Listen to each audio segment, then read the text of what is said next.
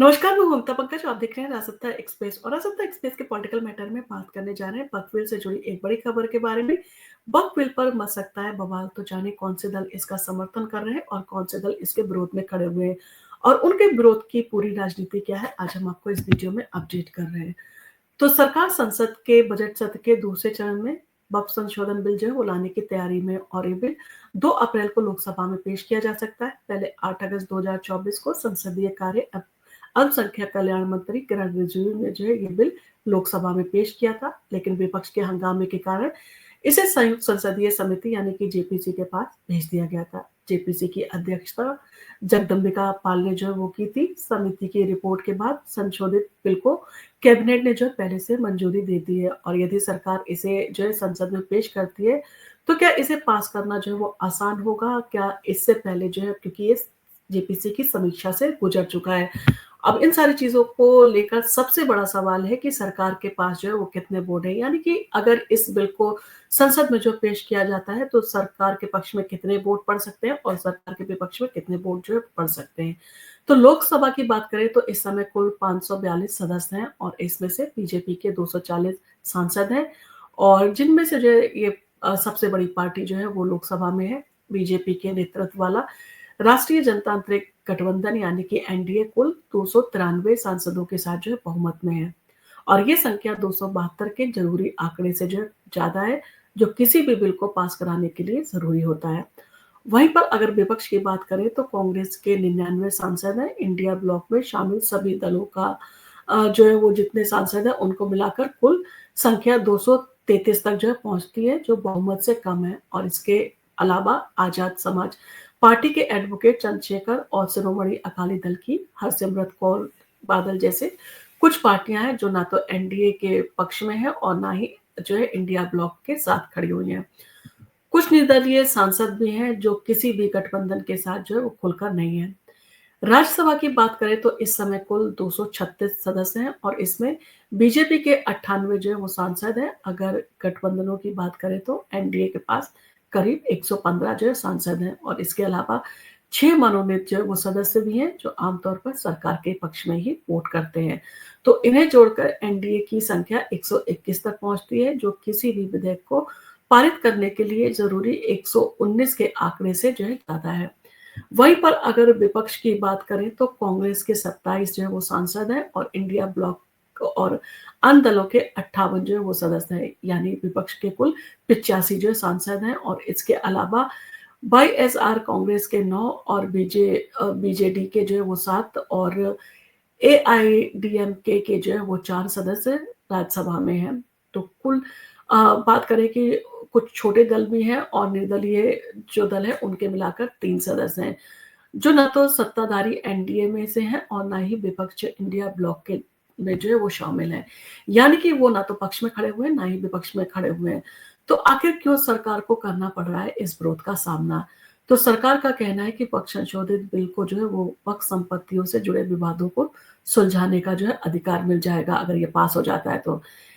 इससे वक्फ संपत्तियों को बेहतर इस्तेमाल जो है वो किया जा सकेगा और मुस्लिम समाज की महिलाओं को भी जो है इससे फायदा होगा। बीजेपी सांसद जगदम्बिका पाल की अध्यक्षता वाली संयुक्त संसदीय समिति जेपीसी ने एनडीए के घटक दलों द्वारा दिए गए 14 संशोधनों को जो है वो शामिल करते हुए अपनी रिपोर्ट जो है संसद में पेश जो है वो कर दी थी।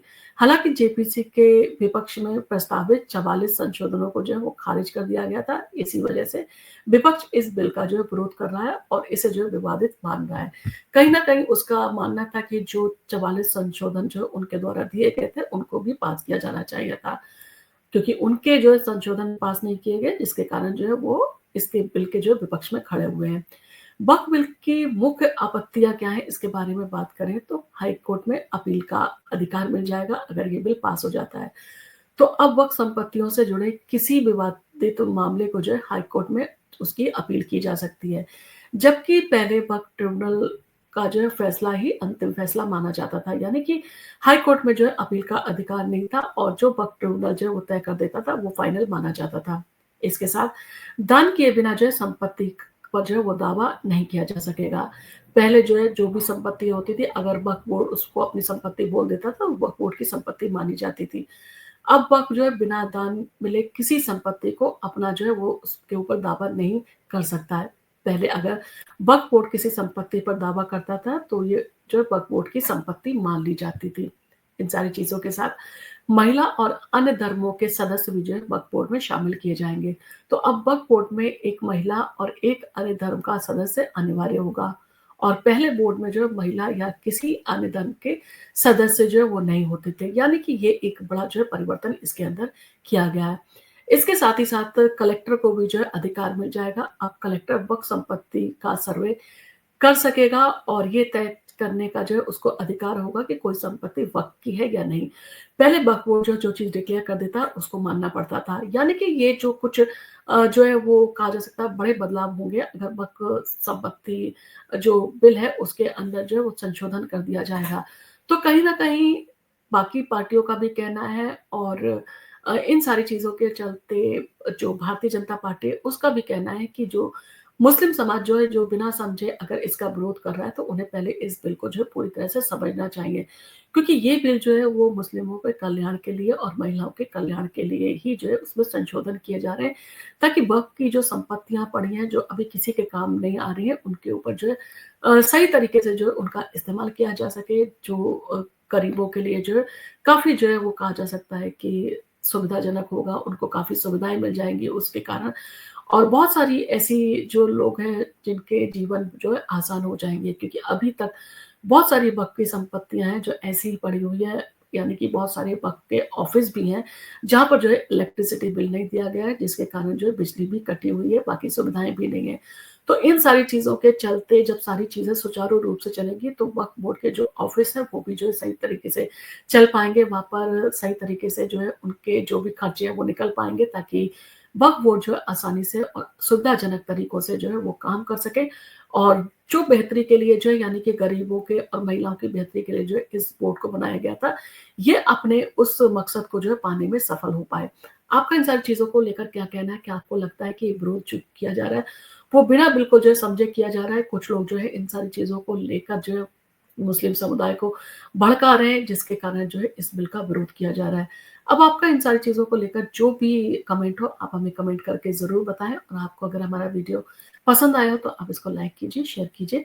हम आपके लिए इसी तरह के वीडियो जो है वो लेके आते रहेंगे और आप अगर हमारे चैनल पर पहली बार आए हैं या अभी तक आपने हमारे चैनल को सब्सक्राइब नहीं किया, तो हमारे चैनल को सब्सक्राइब करना ना भूलें। धन्यवाद।